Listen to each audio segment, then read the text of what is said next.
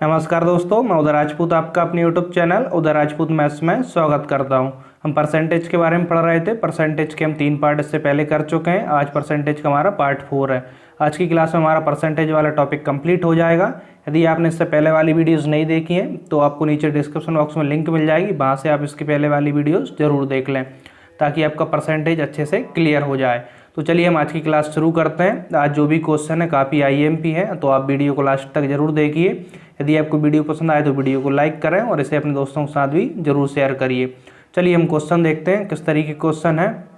देखिए यहाँ पे एक कस्बे की जनसंख्या कितनी है। यहाँ पे देखिए 1,76,400 है।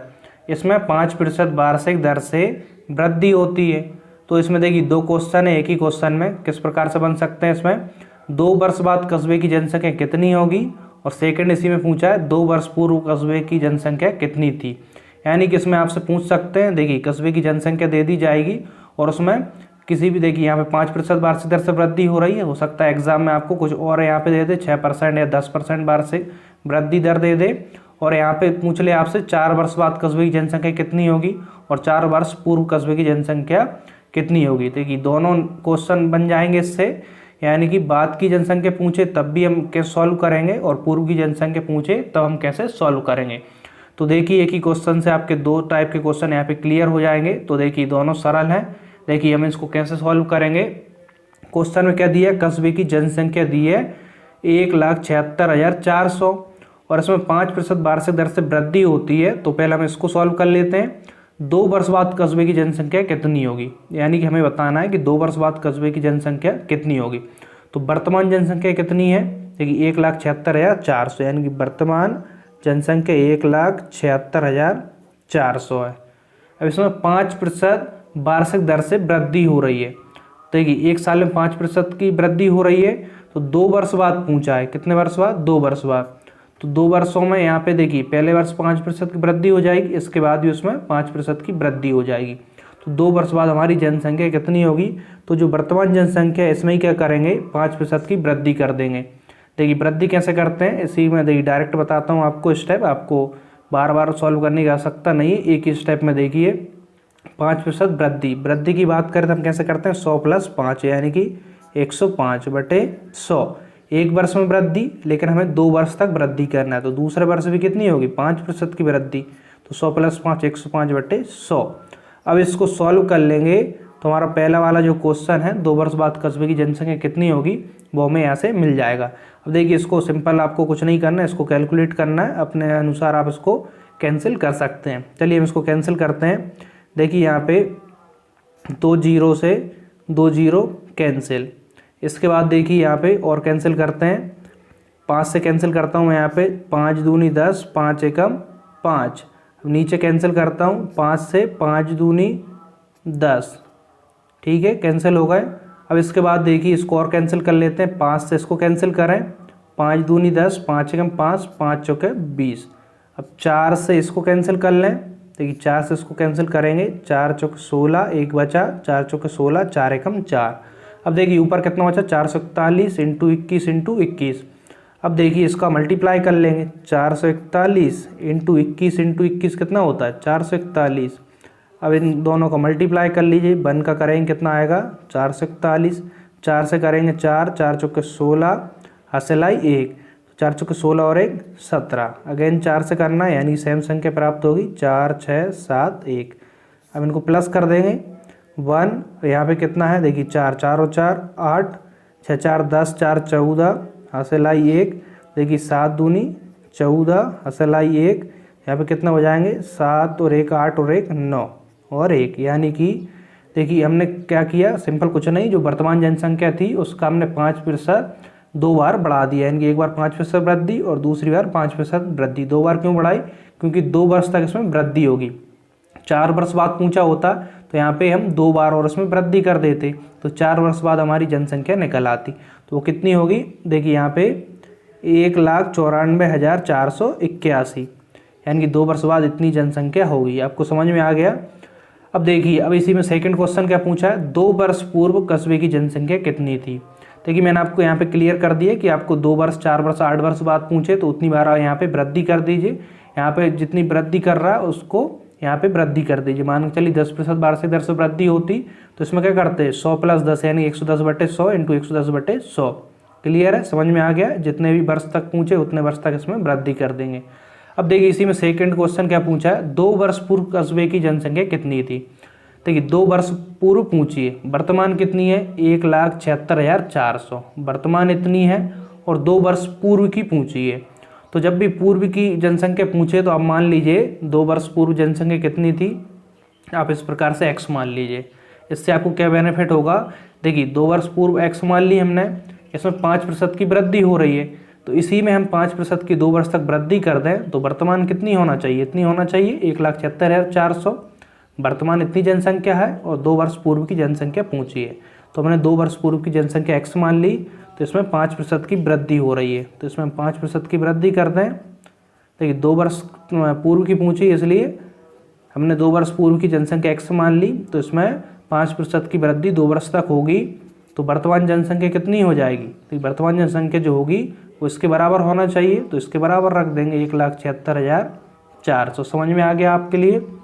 देखिए यहाँ पे पहले वाले क्वेश्चन में क्या था, वर्तमान जनसंख्या दी थी और 2 वर्ष बाद की जनसंख्या पूछी थी, तो हमने इसमें क्या करा 2 वर्ष तक 5% की वृद्धि कर दी, तो हमें 2 वर्ष बाद की जनसंख्या प्राप्त हो गई। लेकिन यहाँ पे 2 वर्ष पूर्व की जनसंख्या पूछी है और वर्तमान जनसंख्या अब हमें क्वेश्चन में मालूम है कि वर्तमान जनसंख्या इतनी है, 2 वर्ष पूर्व की जनसंख्या हम x मान लेंगे, तो उसमें यदि हम 5% की 2 बार वृद्धि करें तो वर्तमान जो संख्या आएगी जनसंख्या वो इतनी होना चाहिए, तो इसके इक्वल में रख देंगे। अब देखिए इसको सॉल्व करना है तो हमारे x का मान निकाल लेंगे। देखिए यहाँ से कैंसिल करता हूँ मैं इसको, देखिए 5 दूनी 10, 5 एकम 5, 5 दूनी 10, इसी प्रकार 5 दूनी 10, 5 एकम 5, 5 दूनी 10। अब देखिए यहाँ से 20 × 20 क्रॉस मल्टीप्लाई हो जाएगा और 21 × 21 नीचे आ जाएंगे, तो x बराबर कितना होगा, देखिए 1,76,400 × 20 × 20।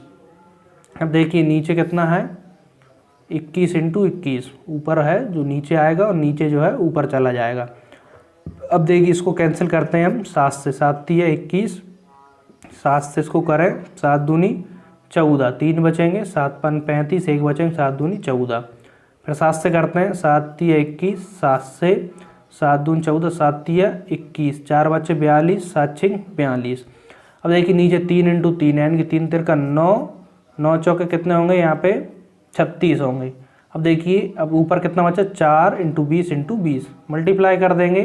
देखिए 2 दूनी 4 और 4 चौके 16 यानी कि 16 और 2 जीरो यहाँ पे हैं और 2 जीरो यहाँ पे भी हैं, ध्यान देंगे। देखिए यहाँ पे 2 जीरो कैंसिल नहीं हुई है, आप हो सकता है मिस्टेक करते हैं इस प्रकार से, 2 जीरो यहाँ है और 2 जीरो यहाँ भी है, तो 2 वर्ष पूर्व की जनसंख्या कितनी होगी, इतनी होगी। देख ली कितनी 1,60,000। समझ में आ गया। तो इस टाइप से हम इस टाइप के जब भी क्वेश्चन एग्जाम में पूछे जाएंगे तो इसमें देखिए 2 क्वेश्चन बता दिए, तो दोनों तरीके के क्वेश्चन बनेंगे इस क्वेश्चन से। तो जब भी बाद की जनसंख्या पूछे तो उतनी उसमें वृद्धि कर दीजिए और पूर्व की पूछे तो उसको आप x मानकर चलिए। समझ में आ गया आपके लिए। चलिए अब हम नेक्स्ट क्वेश्चन देखते हैं। अब देखिए नेक्स्ट क्वेश्चन क्या है, एक मशीन कितना है यहाँ पे 1,20,000 रुपये में खरीदी गई, यानी कि एक मशीन का मूल्य दिया है कि वो मशीन 1,20,000 रुपये में खरीदी गई, इसका 10% वार्षिक दर से अवमूल्यन हो जाता है। इसमें कितना 10% वार्षिक दर से क्या हो जाता है, अवमूल्यन। अवमूल्यन यानी कि मशीन का जो रेट है वो 10% वार्षिक दर से कम हो जाता है, अवमूल्यन यानी कि उसका कम हो जाता है। तो 2 वर्ष बाद इस मशीन का मूल्य क्या होगा। देखिए कोई भी मशीन हम आज लें और 2 वर्ष बाद उसे बेचना चाहें तो उसके मूल्य में कुछ ना कुछ कमी होगी, तो वो यहाँ पे बात कर रहा है कि एक मशीन में एक मशीन जो कि 1,20,000 रुपये में खरीदी गई थी, इसमें 10% वार्षिक दर से अवमूल्यन हो जाता है, यानी कि 1 वर्ष में 10% इसमें क्या हो जाता है, अवमूल्यन, यानी कि इसके मूल्य में 10% की गिरावट आ जाती है। तो 2 वर्ष बाद इस मशीन का मूल्य क्या होगा। तो देखिए इसी टाइप का क्वेश्चन है लगभग, लेकिन थोड़ा सा यहाँ पे चेंज है। यहाँ पे क्या है, अवमूल्यन। तो हम अवमूल्यन कैसे करेंगे, ध्यान दीजिए। यहाँ पे आज का मशीन का मूल्य कितना है, यानी कि जो मशीन कितनी खरीदी गई 1,20,000 रुपये में खरीदी, और 10% क्या हो रहा है इसमें वार्षिक दर से अवमूल्यन हो रहा है, और कितने वर्ष बाद बेच रहा है 2 वर्ष बाद। तो 2 वर्ष तक इसमें 10% की कमी कर दीजिए। तो कमी कैसे करते हैं, 100 - 10 यानी कि 90%। 90% रेट बचेगा ना इसका, 10% कम हो जाएगा तो 1 वर्ष बाद 90% बचेगा।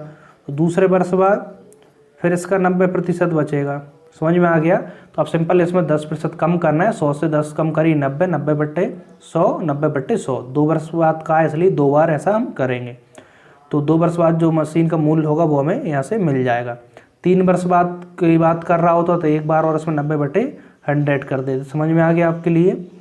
तो हो सकता है आपके लिए यहाँ पे वैल्यू चेंज हो जाए, लेकिन जो टाइप है वो इसी प्रकार से यहाँ पे रहता है। तो आप एक ही टाइप के क्वेश्चन को यदि अच्छे से समझ जाएंगे तो उस टाइप से जब भी क्वेश्चन एग्जाम में पूछा जाएगा तो आप उसको सॉल्व कर लेंगे।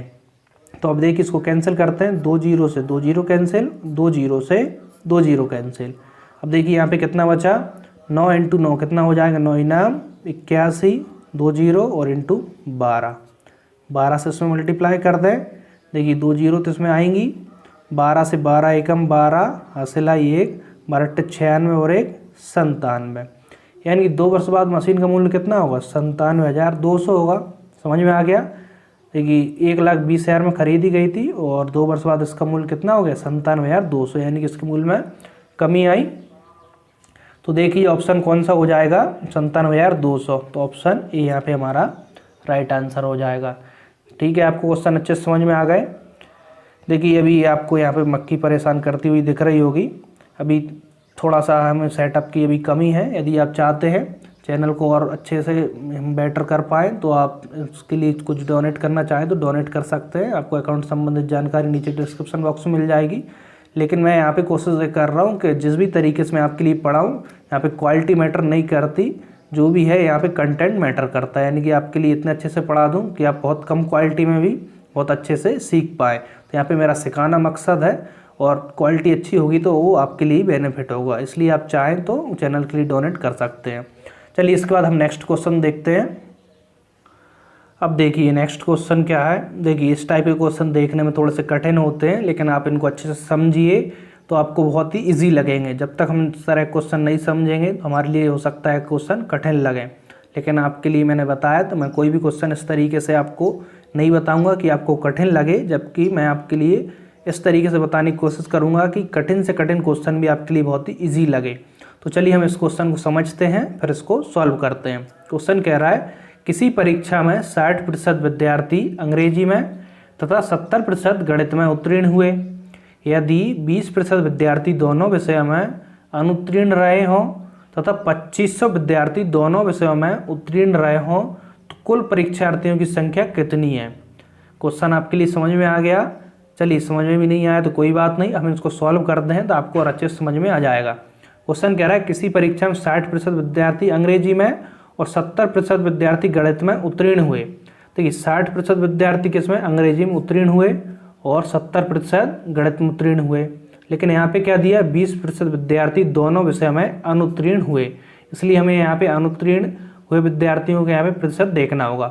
तो यहाँ पे देखिए 60% विद्यार्थी अंग्रेजी में उत्तीर्ण हुए, तो जब 60% उत्तीर्ण हुए तो फेल यानी कि अनुत्तीर्ण कितने हुए होंगे, इसमें टोटल 100% होते हैं। तो यहाँ पे 60% अंग्रेजी में उत्तीर्ण हुए तो यहाँ पे कितने 40% छात्र कैसे होंगे, 40% छात्र इंग्लिश में कैसे होंगे, अनुत्तीर्ण हुए होंगे। और यहाँ पे 70% छात्र क्या हुए, गणित में उत्तीर्ण हुए। तो यहाँ पे कितने प्रतिशत छात्र अनुत्तीर्ण हुए होंगे, तो 100 से 70 माइनस करिए, यानी 30% छात्र गणित में अनुत्तीर्ण हुए होंगे। समझ में आ गया। अनुत्तीर्ण के प्रतिशत क्यों देख रहे हैं, क्योंकि यहाँ पे दोनों विषयों में अनुत्तीर्ण का हमें यहाँ पे प्रतिशत दिया हुआ है। यदि यहाँ पे उत्तीर्ण का प्रतिशत दिया हुआ होता तो यहाँ पे जो भी लिखा हुआ है इसको ही लेते 60% और 70%। लेकिन यहाँ पे अनुत्तीर्ण दोनों विषय में जो अनुत्तीर्ण हुए हैं उनका प्रतिशत दिया 20%। इसलिए यहाँ पे हम अंग्रेजी का प्रतिशत देखेंगे, अंग्रेजी में कितने छात्र अनुत्तीर्ण हुए तो 40% और गणित में कितने छात्र अनुत्तीर्ण हुए तो वो 30%। समझ में आ गया। अब देखिए दोनों विषय की बात करें, हम इंग्लिश एंड मैथ की बात करें तो दोनों विषय में कितने विद्यार्थी अनुत्तीर्ण हुए, तो वो 20% अनुत्तीर्ण हुए। अब क्वेश्चन को ध्यान से समझिए। देखिए दोनों विषय में, मैथ और इंग्लिश दोनों विषय में 20% विद्यार्थी अनुत्तीर्ण हुए, और इंग्लिश में बात करें 40% और मैथ्स में बात करें 30%। अब देखिए इंग्लिश में कितने 40%, यानी कि जो इंग्लिश में उत्तीर्ण हुए हो सकता है वो कुछ मैथ में भी अनुत्तीर्ण हुए हों। और यहाँ पे देखिए मैथ्स में कितना है 30% अनुत्तीर्ण हुए, यानी कि यहाँ पे जो मैथ्स में अनुत्तीर्ण हुए हैं हो सकता है इसमें से कुछ इंग्लिश में भी अनुत्तीर्ण हुए होंगे। तो यहाँ पे दिया है इंग्लिश और मैथ दोनों में कितने हुए हैं, 20% ऐसे हैं कॉमन जो इंग्लिश और मैथ दोनों में अनुत्तीर्ण हुए हैं। तो यहाँ पे हमें देखना होगा केवल अंग्रेजी में कितने अनुत्तीर्ण हुए। देखिए केवल हमें किस में देखना होगा, अंग्रेजी में कितने अनुत्तीर्ण हुए। तो वो कैसे देखेंगे, तो जो इंग्लिश और मैथ दोनों में अनुत्तीर्ण हुए, देखिए यहाँ पे क्या परसेंटेज काउंट कर रहे हैं, इंग्लिश और मैथ्स में भी जितने यहाँ पे अनुत्तीर्ण हुए हैं, मान के चलिए कुछ छात्र ऐसे हैं कि इंग्लिश में भी अनुत्तीर्ण हुए हैं और मैथ्स में भी अनुत्तीर्ण हुए हैं, लेकिन यहाँ पे काउंट क्या कर रहा है, यहाँ पे काउंट कर रहा है 40% ऐसे हो सकते हैं जो इंग्लिश में भी अनुत्तीर्ण हुए हैं और कुछ ऐसे हो सकते हैं इसमें कि जो मैथ्स में भी अनुत्तीर्ण हुए हैं। तो ऐसे टोटल कितने छात्र हैं, ऐसे इंग्लिश में 40% छात्र हैं जो इंग्लिश में अनुत्तीर्ण हुए हैं, 7 हो सकता है मैथ्स में भी अनुत्तीर्ण हुए हैं। इसी प्रकार यहाँ पे है 30% छात्र ऐसे हैं जो गणित में अनुत्तीर्ण हुए हैं, इसमें कुछ छात्र ऐसे हो सकते हैं साथ ही साथ इंग्लिश में भी अनुत्तीर्ण हुए हैं। तो आप इसमें ज़्यादा दिमाग मत लगाइए, सिंपल क्या है 40% यहाँ पे इंग्लिश में अनुत्तीर्ण हुए हैं, मैथ्स में 70 उत्तीर्ण हुए हैं, तो 30% अनुत्तीर्ण इसमें हुए हैं। दोनों में अनुत्तीर्ण कितने दिए यहाँ पे 20% दोनों में अनुत्तीर्ण दिए। तो अब हमें करना क्या है, तो करना वो है वो यहाँ पे देखिए कॉन्सेप्ट, यानी ओनली हमें किस में देखना है, ओनली सिर्फ इंग्लिश में अनुत्तीर्ण कितने हुए हैं। तो दोनों में जो अनुत्तीर्ण हुए इसको इसमें माइनस करिए, 40 से 20 माइनस, यानी 20% छात्र कैसे होंगे जो सिर्फ और सिर्फ इंग्लिश में ही अनुत्तीर्ण हुए होंगे। इसी प्रकार से हमें किस में देखना होगा, मैथ्स में, केवल मैथ्स में कितने प्रतिशत विद्यार्थी अनुत्तीर्ण हुए। तो मैथ्स में देखिए यहाँ से 30% से कॉमन कितना है 20% को माइनस करेंगे, कितना बचेगा 10%। समझ में आ गया। आपके लिए इसमें कुछ नहीं करना, सिंपल देखिए आपके लिए यहाँ पे दिया होगा कि इतने प्रतिशत अंग्रेजी में और इतने प्रतिशत गणित में उत्तीर्ण हुए, लेकिन यहाँ पे अनुत्तीर्ण, देखिए यहाँ पे देख लीजिए यहाँ पे क्या दिया है, अनुत्तीर्ण दिया है। तो यहाँ पे इंग्लिश और मैथ्स का हम अनुत्तीर्ण का प्रतिशत निकाल लेंगे। उत्तीर्ण दिया है तो जो लिखा है हम उसी को ले लेंगे। यहाँ पे अनुत्तीर्ण था इसलिए हमने 60% अंग्रेजी में उत्तीर्ण, तो यहाँ पे अनुत्तीर्ण कितने होंगे 40%। गणित में 70% उत्तीर्ण, तो यहाँ पे 30% अनुत्तीर्ण होंगे। दोनों विषय में अनुत्तीर्ण हुए हैं वो कितने हैं 20% यहाँ पे दिया है। अब हमें निकालना है केवल अंग्रेजी में कितने अनुत्तीर्ण हुए, तो 40 से 20 माइनस करिए 20। केवल गणित में कितने अनुत्तीर्ण हुए, 30 से 20 माइनस करेंगे 10। अब क्वेश्चन को समझिए। अब क्वेश्चन में देखिए यदि एक विषय में फेल हो या फिर दोनों विषय में फेल हो तो विद्यार्थी कैसा फेल माना जाता है। आप ये बोलो कि एक विषय में फेल होता है तो उसकी सप्लीमेंट्री आती है, एग्जाम डबल से दे लेता है, लेकिन मैं यहाँ पे फाइनल की बात कर रहा हूँ। मान के चलिए उसने सप्लीमेंट्री का भी एग्ज़ाम दिया, इसके बाद भी वो फेल हो गया, चाहे वो एक विषय में भी फेल हुआ हो उसे फाइनल फेल ही मानेंगे ना।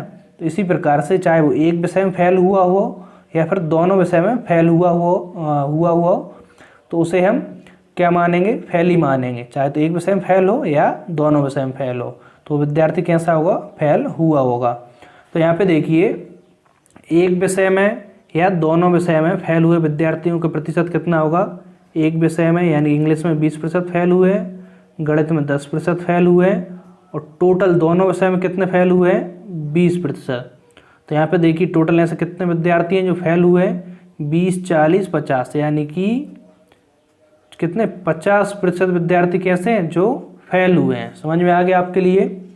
देखिए चाहे तो एक विषय में फेल हो कोई या फिर दोनों विषय में फेल हो, उसके लिए हम फेल ही मानते हैं ना। तो यहाँ पे सिर्फ इंग्लिश में फेल हुए उसका निकाल लिया हमने, 20% सिर्फ इंग्लिश में ही फेल हुए हैं, और मैथ्स में सिर्फ कितने 10% मैथ्स में एक विषय में फेल हुए हैं, और दोनों विषय में कितने फेल हुए हैं 20%। तो टोटल कितने विद्यार्थी फेल हुए हैं, तो 20, 10 और 20 कितना हो जाएगा 50% विद्यार्थी ये कैसे फेल हुए हैं। तो पास कितने हुए होंगे, जब 50% फेल तो 50% कैसे हुए होंगे पास, कितने प्रतिशत 50% पास हुए होंगे। अब देखिए कॉन्सेप्ट आपको समझ में आ गया। देखिए अब आपको बहुत ही इजी लगने लगेगा क्वेश्चन, अब कॉन्सेप्ट समझ में आ गया। अब जब भी आप इस टाइप का और क्वेश्चन सॉल्व करेंगे तो आपको बहुत ही इजी लगेगा। बस आपको कॉन्सेप्ट समझाने के लिए मैंने यहाँ पे अच्छे से बता दिया। अब देखिए 50% क्या हुए उत्तीर्ण हुए, तो यहाँ पे पूछा क्या है, क्वेश्चन पूछा है तो कुल परीक्षार्थियों की संख्या कितनी है। मान के चलते हैं परीक्षार्थियों की संख्या x है, हमें मालूम नहीं है, हमने x मान लिया, जिसमें से कितने 50% छात्र क्या हुए उत्तीर्ण हुए। तो हम कुल छात्र का 50% निकालें तो कितना मिलना चाहिए 2500 मिलना चाहिए। क्यों, क्योंकि 2500 विद्यार्थी तो ऐसे हैं जो दोनों विषय में उत्तीर्ण हुए हैं, यानी जो पास हुए हैं वो विद्यार्थी कितने हैं 2500 हैं, तो हमने कुल विद्यार्थी का 50% निकाला तो 2500 मिला। तो हम यहाँ से x की वैल्यू निकाल लेंगे। देखिए 50 से 50, 50 दूनी 100, तो यहाँ पे देखिए 2 से इसमें मल्टीप्लाई करेंगे, 25 दूनी 50 और 2 जीरो, यानी कुल विद्यार्थियों की संख्या कितनी होगी? 5000 होगी। समझ में आ गया? ऑप्शन देखिए, ऑप्शन डी यहाँ पे हमारा राइट आंसर होगा। चलिए इस टाइप का एक क्वेश्चन और देख लीजिए जिससे कि आपको और अच्छे से समझ आ जाएगा। अब देखिए क्वेश्चन को पढ़िए क्या है। देखिए मामूली से चेंज है लेकिन इसको समझिए इसी टाइप से है। एक परीक्षा में 42% अभ्यर्थी गणित में तथा 52% अभ्यर्थी अंग्रेजी में अनुत्तीर्ण हुए। देखिए यहाँ पे अनुत्तीर्ण की बात कर रहा है। अब चलिए आगे पढ़ते हैं। यदि 17% अभ्यर्थी दोनों विषय में अनुत्तीर्ण हुए हों, देखिए यहाँ भी अनुत्तीर्ण है और यहाँ भी अनुत्तीर्ण है, यानी कि यहाँ पे जो संख्या दी है इसी को हमें लेना है। यहाँ पे क्या था, यहाँ पे देखिए उत्तीर्ण दिया था और इससे पहले क्या था, अनुत्तीर्ण। देखिए दोनों में क्या था, दोनों में कॉमन जो थे अनुत्तीर्ण दिया था, इसलिए हम अनुत्तीर्ण यहाँ से भी अनुत्तीर्ण निकाल लिया था और यहाँ से भी अनुत्तीर्ण का प्रतिशत निकाल लिया था। लेकिन यहाँ पे क्या दिया, 42% गणित में अनुत्तीर्ण और 52% अभ्यर्थी अंग्रेजी में अनुत्तीर्ण हुए। और यहाँ पे दिया 17% अभ्यर्थी दोनों विषय में अनुत्तीर्ण हुए हों तथा दोनों विषयों में 46 अभ्यर्थी उत्तीर्ण हुए हों, तो कुल अभ्यर्थियों की संख्या हमें बताना है। देखिए यहाँ पे कुल कितने विद्यार्थी उत्तीर्ण हुए थे, 2500, यहाँ पे कितने उत्तीर्ण हुए, 46। तो उसी प्रकार से करेंगे, हमें कुल अभ्यर्थियों की संख्या निकालना है, इसलिए हम इसको x मान लेंगे। ठीक है, कुल अभ्यर्थियों की संख्या कितनी है, x है। अब देखिए यहाँ से समझिए, 42% विद्यार्थी कैसे हैं, मैथ्स में अनुत्तीर्ण है, और इसके बाद इंग्लिश में कितने अनुत्तीर्ण हैं, 52% विद्यार्थी इंग्लिश में अनुत्तीर्ण है। और मैथ्स, देखिए मैथ एंड इंग्लिश की बात करें हम, किसकी, मैथ्स एंड इंग्लिश की बात करें, दोनों में कितने अनुत्तीर्ण हैं, 17%, दोनों में कॉमन अनुत्तीर्ण है। अब हमें निकालना क्या, हम यहाँ पे निकालते हैं ओनली मैथ्स में कितने अनुत्तीर्ण हुए, यानी कि देखिए इसमें कुछ विद्यार्थी ऐसे भी होंगे ना, 42% टोटल बात कर रहे हैं, टोटल 42% विद्यार्थी गणित में अनुत्तीर्ण हुए हैं, हो सकता है इसमें से कुछ इंग्लिश में भी अनुत्तीर्ण हुए हो। इसी प्रकार से यहाँ पे बात कर रहा है टोटल 52% अंग्रेजी में अनुत्तीर्ण हुए, यानी कि इसमें कुछ ऐसे हो सकते हैं जो गणित में भी अनुत्तीर्ण हुए हैं। यहाँ पे देखिए दोनों का प्रतिशत भी दे दिया, मैथ्स एंड इंग्लिश दोनों में 17% अनुत्तीर्ण हुए। तो हम निकालते क्या, केवल एक विषय में अनुत्तीर्ण की संख्या यहाँ पे निकालते, केवल मैथ्स से अनुत्तीर्ण कितने हुए होंगे, तो 42 से 17 को माइनस करिए तो कितना आ जाएगा, 12 में 7 जाएंगे 5, यहाँ पे कितना बचेगा, 3 से 1 जाएगा 2, यानी कि 25% छात्र कैसे होंगे, जो सिर्फ और सिर्फ मैथ्स में ही अनुत्तीर्ण हुए होंगे। इसलिए यहाँ पे अब देखिए दूसरा क्या निकालेंगे, ओनली इंग्लिश में अनुत्तीर्ण विद्यार्थियों का हम यहाँ पे प्रतिशत निकालेंगे। तो 52 से क्या करेंगे, 17 को माइनस करेंगे, 12 में 7 जाएंगे 5, इसके बाद यहाँ पे 4 से 1 जाएगा 3, यानी कि 35% छात्र क्या होंगे, जो सिर्फ इंग्लिश में अनुत्तीर्ण हुए होंगे। समझ में आ गया? देखिए अब आपको अच्छे से समझ में आ गया होगा। केवल गणित में 25% छात्र अनुत्तीर्ण हुए और केवल अंग्रेजी में 35% छात्र अनुत्तीर्ण हुए। टोटल कितने छात्र हैं जो मैथ्स और इंग्लिश दोनों में अनुत्तीर्ण हुए, वो 17% हैं। तो यहाँ पे देखिए टोटल विद्यार्थी कितने फेल हुए, देखिए एक विषय या दोनों विषय में देखते हैं, एक विषय में फेल होता है तो उसको भी फेल मानते हैं और दोनों विषय में फेल होता है उसको भी फेल मानते हैं। हम फाइनल रिजल्ट की यहाँ पे बात कर रहे हैं। तो देखिए यहाँ पे एक या दोनों विषय में टोटल कितने विद्यार्थी फेल हुए, देखिए एक विषय में यानी कि मैथ्स में कितने, मैथ्स अकेले में हुए 25% और अंग्रेजी अकेले में हुए 35%, और दोनों विषय में कितने विद्यार्थी हुए हैं, 17%। तो इनका टोटल कर लेंगे, टोटल कितना आएगा, देखिए 5 7 12, देखिए 7 5 12 और 5 कितने होंगे यहाँ पे, 12 और 7 17, 17 की 7 असेला 1, कितना हो जाएगा 2 और 2 3 5, 5 2 7, यानी कि 77% विद्यार्थी कैसे होंगे, जो अनुत्तीर्ण हुए होंगे। समझ में आ गया?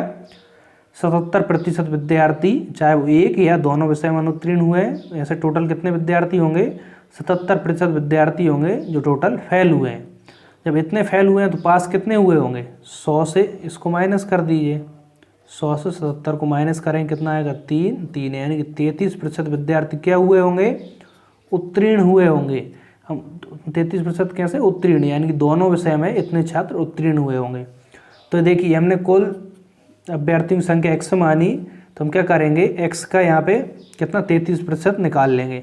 देखिए यहाँ पे निकाल देता हूँ, x का 33% बराबर कितना आना चाहिए, क्वेश्चन में दिया कि 46 अभ्यर्थी उत्तीर्ण हुए, यानी इसके बराबर 46 रख देंगे।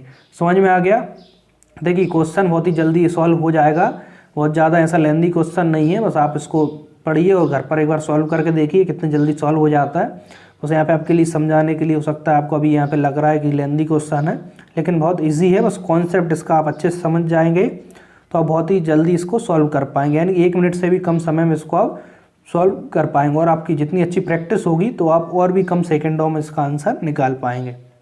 तो कुल विद्यार्थी संख्या x 33% उत्तीर्ण हुए हैं, तो उत्तीर्ण यहाँ पे दी है संख्या 46 अभ्यर्थी उत्तीर्ण हुए हैं। x का 33% बराबर कितना होना चाहिए, 46। तो यहाँ पे देखिए अब x से बराबर क्या हो जाएगा, देखिए x से बराबर 46 × 100 और बटे यहाँ पे देखिए, सॉरी यहाँ पे गलत माइनस कर दिया मैंने। यहाँ पे देखिए इस तरह की मिस्टेक एग्जाम हो सकती है, तो आप बिल्कुल देखिए सारी मेहनत हमारी बेकार चली जाएगी। तो आप देखिए यहाँ पे मिस्टेक हमने कहाँ पे की, माइनस में मिस्टेक की। 10 से यहाँ पे 7 जाएंगे 3 बचेगा, यहाँ पे 9 बचेंगे, 9 से 7 जाएंगे 2 बचेंगे, देखिए 23 बचेगा यहाँ पे। यदि हम 33 लेकर चलें तो हमारा आंसर गलत हो जाएगा। तो इस तरह की मिस्टेक बहुत सी बार एग्जाम हो जाती है, तो आप बिल्कुल इस तरह की मिस्टेक बिल्कुल मत कीजिए, केयरफुली एग्जाम में सॉल्व करने की कोशिश करिए, यानी कि पूरा कॉन्सेंट्रेट रहे जब भी आप क्वेश्चन को सॉल्व करें। अब देखिए यहाँ पे इसका 23% निकालना है, तो 23% कितना आना चाहिए, 46। तो यहाँ पे देखिए कितना आएगा, नीचे 23 आएगा। 23 एकम 23, 23 दूनी 46, यानी कि x बराबर कितना आ गया, x बराबर आ गया यहाँ से 200, यानी कुल विद्यार्थियों की संख्या कितनी होगी, वो 200 होगी। समझ में आ गया क्वेश्चन। ऑप्शन देख लीजिए, ऑप्शन बी यहाँ पे हमारा राइट आंसर होगा। चलिए हम कुछ और क्वेश्चन देखते हैं। अब देखिए नेक्स्ट क्वेश्चन क्या है, थोड़ा सा चेंज क्वेश्चन है, इसको अच्छे से समझिए, क्वेश्चन को हम सॉल्व करते हैं। देखिए क्वेश्चन क्या कह रहा है, किसी कक्षा के 72% विद्यार्थियों ने जीव विज्ञान तथा 44% ने गणित विषय चुना। यदि प्रत्येक विद्यार्थी ने जीव विज्ञान तथा गणित में से कम एक विषय चुना हो तथा 40 विद्यार्थियों ने यह दोनों विषय चुने हो, तो कक्षा में कुल कितने विद्यार्थी हैं। क्वेश्चन आपको समझ में आ गया। अब चलिए हम इसको सॉल्व करते हैं। देखिए यहाँ पे क्या दिया है, किसी परीक्षा में 72% विद्यार्थियों ने क्या लिया, जीव विज्ञान यानी कि बायोलॉजी ली, और 44% ने क्या लिया, यहाँ पे गणित यानी कि मैथ्स विषय को लिया। और क्वेश्चन कह रहा है कि प्रत्येक विद्यार्थी ने जीव विज्ञान या गणित में से कम क्या एक विषय जरूर चुना, तथा 40 विद्यार्थियों ने क्या दोनों विषय चुने, तो हमें कुल विद्यार्थियों की संख्या हमें बताना है। तो देखिए इस क्वेश्चन में हम कैसे सॉल्व करेंगे, जब भी इस टाइप का क्वेश्चन बने तो देखिए इसको सॉल्व करने के लिए आप मान के चलिए कुल विद्यार्थियों की संख्या 100 है। इसमें क्या मान के चलिए आप, कुल विद्यार्थियों की संख्या कितनी है, 100, यानी कि कुल विद्यार्थी की संख्या कितनी है, 100। और यहाँ पे मान के चलिए x विद्यार्थी कैसे हैं, जो दोनों विषय चुनते हैं, यानी कि x विद्यार्थी ऐसे हैं जो क्या करते हैं, दोनों विषय चुनते हैं, यानी कि बायोलॉजी भी चुनते हैं और मैथ्स भी चुनते हैं, यानी कि वो कितने हैं, x हैं। देखिए कुल विद्यार्थी हमने 100 माने और x ऐसे विद्यार्थी हैं जो दोनों विषय चुनते हैं। अब देखिए यहाँ पे 72% ने क्या किया, बायोलॉजी चुना।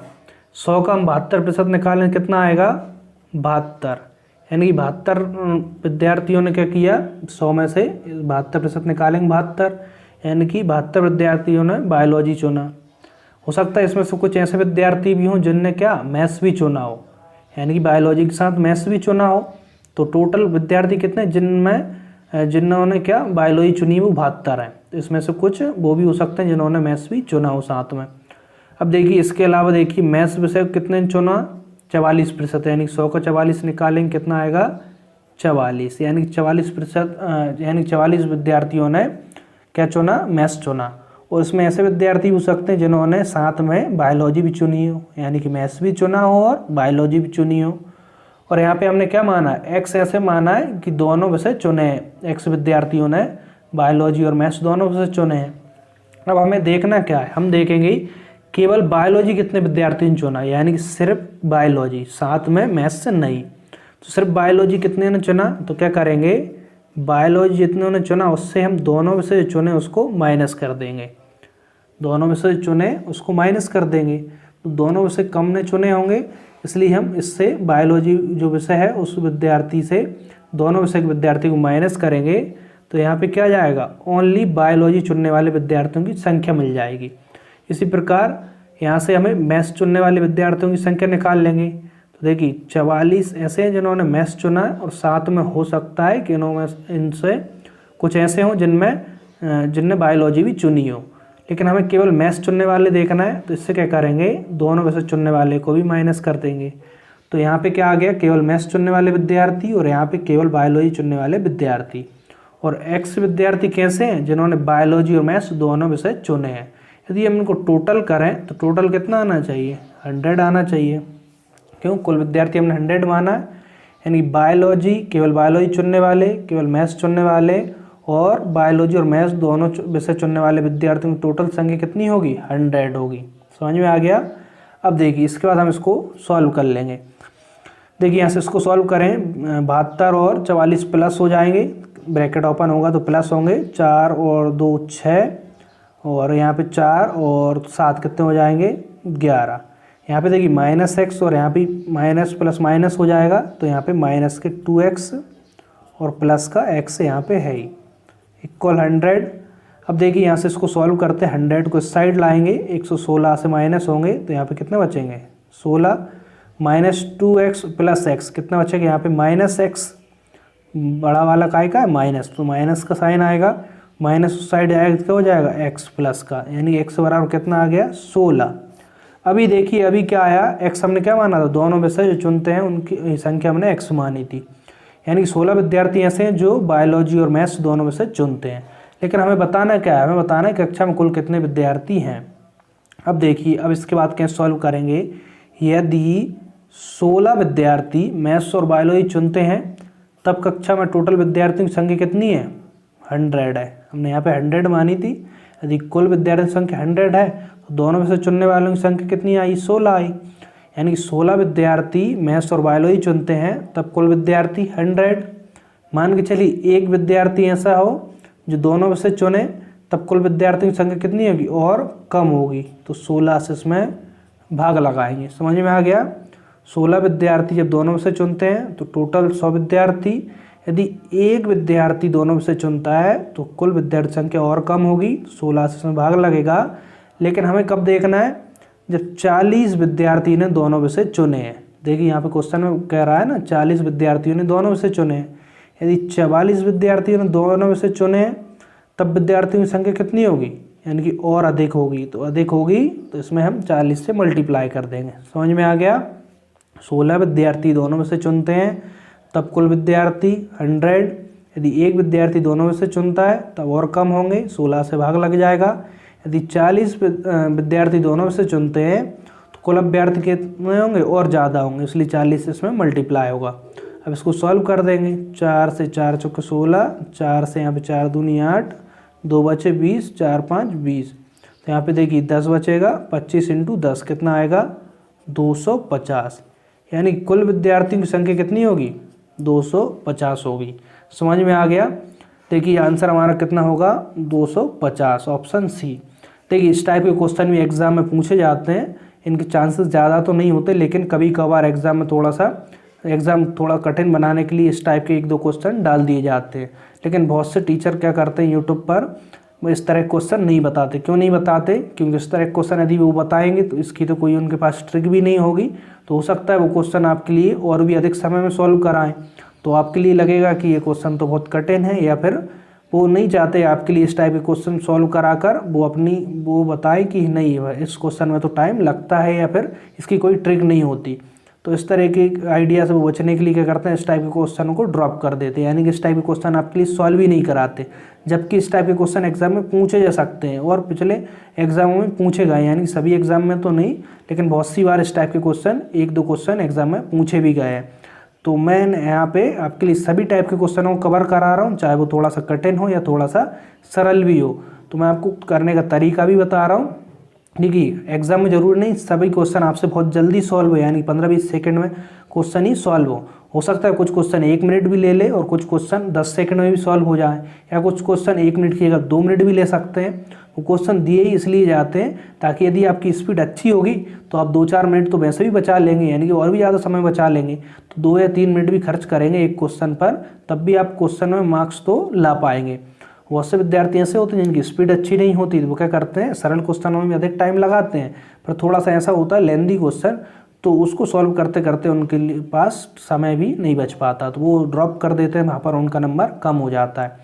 तो देखिए यहाँ पे मैं आपके लिए सभी टाइप के क्वेश्चन सॉल्व करा रहा हूँ, जैसे कि मैंने आपसे बोला था प्रत्येक चैप्टर में जितने भी टाइप के क्वेश्चन बन सकते हैं उस टॉपिक से सभी टाइप के क्वेश्चनों को सॉल्व कराऊंगा, चाहे वो लेंदी हो या फिर थोड़ा सा ईजी हो, तो मैं आपके लिए सभी टाइप के यहाँ पे सॉल्व करा रहा हूँ। तो देखिए मैंने आपके लिए बता दिया, कुछ में हो सकता है थोड़ा सा एक्स्ट्रा टाइम लगे, कुछ में ना लगे, लेकिन मैं नहीं मानता कि कोई बहुत ज़्यादा एक्स्ट्रा टाइम लगता है। 1 या 2 क्वेश्चन एग्जाम इस टाइप से पूछे जाते हैं जिनमें कि थोड़ा सा एक्स्ट्रा समय लग सकता है। तो इस क्वेश्चन को आप अच्छे से प्रैक्टिस करेंगे तो इसमें आप 1 मिनट से भी पहले इसको सॉल्व कर पाएंगे। देखिए इसको आप सॉल्व करने की कोशिश करिए। देखिए क्या करेंगे, कोई विद्यार्थी मान लिया 100, दोनों विषय मैथ्स मान लिया, तो यहाँ पे बायोलॉजी 72 आ गए, 72 विद्यार्थी बायोलॉजी चुनते हैं, मैथ्स 44 चुनते हैं। तो हमने देखिए इसके बाद फटाफट कैलकुलेशन कर देंगे, यानी कि केवल बायोलॉजी चुनने वाले की निकालने के लिए क्या करेंगे, बायोलॉजी से दोनों विषय को माइनस कर देंगे, इसी प्रकार से मैथ्स से दोनों विषय को माइनस कर देंगे, और दोनों विषय में x विद्यार्थी टोटल करेंगे 100, इससे x की वैल्यू निकल आएगी। अब जितने जल्दी कैलकुलेशन करेंगे उतने जल्दी यहाँ पे वैल्यू आएगी। इसके बाद आप इसको सॉल्व कर देंगे तो आपका आंसर आ जाएगा। आप इसको सॉल्व करिए और देखिए कि आपसे 1 मिनट में सॉल्व होता है या नहीं होता। चलिए इसके बाद हम एक क्वेश्चन और देखते हैं, इसके बाद हमारा परसेंटेज वाला चैप्टर कंप्लीट हो जाएगा। इसके बाद हम नेक्स्ट चैप्टर के बारे में पढ़ेंगे। यहाँ पे यदि कोई स्पेशल चैप्टर पहले पढ़ना चाहते हैं तो आप कमेंट्स में बता दीजिए, पहले मैं उस चैप्टर को पढ़ा दूंगा, नहीं तो मैं इस चैप्टर के बाद लाभ हानि वाला चैप्टर पढ़ाने का सोच रहा हूँ, क्योंकि प्रतिशत, लाभ हानि, डिस्काउंट लगभग तीनों आपस में ज़्यादा रिलेवेंट है, इसलिए तीनों को आप चाहें तो पहले एक साथ पढ़ लीजिए, इसके बाद हम कोई और चैप्टर पढ़ लेंगे। तो आप यदि चाहते हैं मैं कोई और चैप्टर पढ़ाऊँ तो आप नीचे कमेंट्स बॉक्स में बता दीजिए। अब देखिए इसके बाद हम नेक्स्ट क्वेश्चन देखते हैं, जो कि हमारा परसेंटेज का लास्ट क्वेश्चन है। क्या यहाँ पे एक कक्षा के 3 सेक्शन हैं जिनमें क्रमशः 40, 50 तथा 60 छात्र हैं। इनमें से क्रमशः 10%, 20% तथा 10% उत्तीर्ण हुए। पूरी कक्षा में कितने प्रतिशत विद्यार्थी उत्तीर्ण हुए। देखिए इस टाइप के जो क्वेश्चन होते हैं इनकी कैलकुलेशन ज़्यादा ईजी होती है, तो इसमें आप हो सकता है एग्जाम में 10 से 15 सेकंड या 20 सेकंड से पहले भी इसे सॉल्व कर दें। तो कुछ क्वेश्चन ऐसे भी हो सकते हैं जिनमें हो सकता है 1 मिनट लग जाए, 1.5 मिनट लग जाए, तो आप वो टेंशन मत लीजिए, सभी क्वेश्चनों में इतना समय नहीं लगेगा। एग्जाम जब भी बनाता है तो उसमें क्या सभी का इस तरीके से बैलेंस रखा जाता है कि एक क्वेश्चन यदि ज़्यादा कम समय लग रहा है तो किसी क्वेश्चन कैसे दे देंगे उसमें एवरेज समय लग जाएगा। तो यानी कि आपको जो समय दिया होता है उससे अधिक समय तो नहीं लगता है एग्ज़ाम में। आप प्रैक्टिस करेंगे और जो भी समय हमारा दिया होता है एग्ज़ाम में उससे पहले ही हमारा एग्ज़ाम पेपर सॉल्व हो जाता है। कब? जब हमारी तैयारी अच्छे से होती है। यदि तैयारी अच्छे से नहीं होती तो वो समय भी हमारे लिए कम पड़ जाता है। तो यहाँ पे देखिए अब इस क्वेश्चन को सॉल्व करते हैं। क्वेश्चन में क्या कह रहा है, 3 सेक्शन है जिसमें 40, 50 और 60 छात्र हैं। पहले सेक्शन में 10% छात्र पास होते हैं, दूसरे में 20% और तीसरे में 10% छात्र उत्तीर्ण हुए हैं। तो हमें बताना है कि पूरी कक्षा में कितने प्रतिशत छात्र उत्तीर्ण हुए। तो देखिए पहले में कितने 40 विद्यार्थी, इसमें से 10% छात्र उत्तीर्ण होते हैं, तो टोटल कितने विद्यार्थी होंगे, 4 विद्यार्थी पहली कक्षा से पास हुए। दूसरी कक्षा में 50 विद्यार्थी हैं जिसमें 20% छात्र पास होते हैं। 50 दूनी 100, 2 से यहाँ पे 10, यानी कितने विद्यार्थी यहाँ पे पास हुए। देखिए यहाँ पे 10 विद्यार्थी पास हुए, यानी कि दूसरे सेक्शन में 10 विद्यार्थी पास हुए। अब इसी प्रकार तीसरे में देख लेंगे 60 छात्र हैं और 10% पास हो रहे हैं। 2 जीरो कैंसिल, यानी कि 6 विद्यार्थी तीसरे सेक्शन में पास होते हैं। पहले सेक्शन में कितने 4 विद्यार्थी पास हो रहे हैं, दूसरे सेक्शन में कितने 10 विद्यार्थी पास हो रहे हैं, तीसरे सेक्शन में कितने 6 विद्यार्थी पास हो रहे हैं। तो टोटल कितने विद्यार्थी पास हुए, देखिए यहाँ पे 6, 4, 10 और 10, 20, यानी टोटल विद्यार्थी कितने पास हुए, टोटल 20 विद्यार्थी पास हुए। लेकिन हमें बताना क्या है, पूरी कक्षा में बताना है कि पूरी कक्षा में कितने प्रतिशत विद्यार्थी उत्तीर्ण हुए। तो पूरी कक्षा में बताने के लिए देखिए हम क्या करेंगे, पूरी कक्षा में 20 विद्यार्थी उत्तीर्ण हुए, 4, 6 और 10, टोटल कितने 20 विद्यार्थी उत्तीर्ण हुए। तो हमें टोटल, अब हमें टोटल छात्रों की संख्या भी देखना होगी। टोटल छात्र कितने हैं, 40, 50 और 60। पहले में सेक्शन में 40 हैं, दूसरे में 50, तीसरे में 60। तो 50, 40, 90 और 60, 150, यानी टोटल छात्र कितने हैं 150। तो टोटल छात्र यहाँ लिखेंगे और कितने उत्तीर्ण हुए इसमें से 20। तो टोटल 150 में से हम 20 का प्रतिशत निकाल देंगे। प्रतिशत निकालते हैं इसलिए 100 से यहाँ पे मल्टीप्लाई करते हैं। अब देखिए इसको सॉल्व करना है तो हमारा आंसर आ जाएगा। देखिए इसको सॉल्व करते हैं, 0 से 0, 5 3 15, 5 दूनी 10, ऊपर 2 × 20 और बटे 3 है, यानी कितना आएगा यहाँ से 20 दूनी 40 बटे 3। इसको और सॉल्व कर लेंगे। देखिए इस टाइप से पहले प्रतिशत, इस टाइप से पहले एक बार चेक कर लीजिए ऑप्शन में है क्या, नहीं है, तो नहीं है तो इससे आगे हम सॉल्व करेंगे। या इसको 3 से 3 एकम 3, कितना बचा यहाँ पे 10, 3 तिरका 9, 1 बचा और बटे 3, यानी कि 13 सही 1 बटे 3% हमारा आंसर होगा। अब देखिए इसमें कितना जल्दी सॉल्व हो जाएगा, हो सकता है आपसे 10 से 15 सेकंड में भी सॉल्व कर दें इसके लिए, तो इस प्रकार से एग्जाम में क्वेश्चन पूछे जाएंगे। तो ऑप्शन देखिए ए वाला यहाँ पे हमारा राइट आंसर है। तो ठीक है, यहाँ पे हमारा परसेंटेज वाला चैप्टर कंप्लीट होता है। आई होप आपने इससे पहले वाली वीडियोस भी देखी होंगी और आपको सारी वीडियोस पसंद आई होंगी। यदि आपको इस वाली क्लास भी पसंद आई हो तो इस वीडियो को लाइक जरूर करें और इसे अपने दोस्तों के साथ शेयर करें। और आप चैनल पर नहीं हो, चैनल को सब्सक्राइब कर लीजिए और बेल आइकन को भी प्रेस कर दीजिए, जिससे कि आपको प्रत्येक वीडियो की नोटिफिकेशन मिलती रहे। और आप चाहते हैं चैनल के लिए सहयोग करना तो नीचे आपको अकाउंट संबंधित जानकारी मिल जाएगी। आप चाहें जितनी भी राशि आप चैनल के लिए डोनेट कर सकते हैं, जिससे कि हम इसको और अच्छे से इम्प्रूव कर पाएँ, ताकि आपके लिए क्वालिटी और बेहतर मिल पाए। तो ठीक है, मिलते हैं नेक्स्ट क्लास में। आज के लिए इतना ही, धन्यवाद।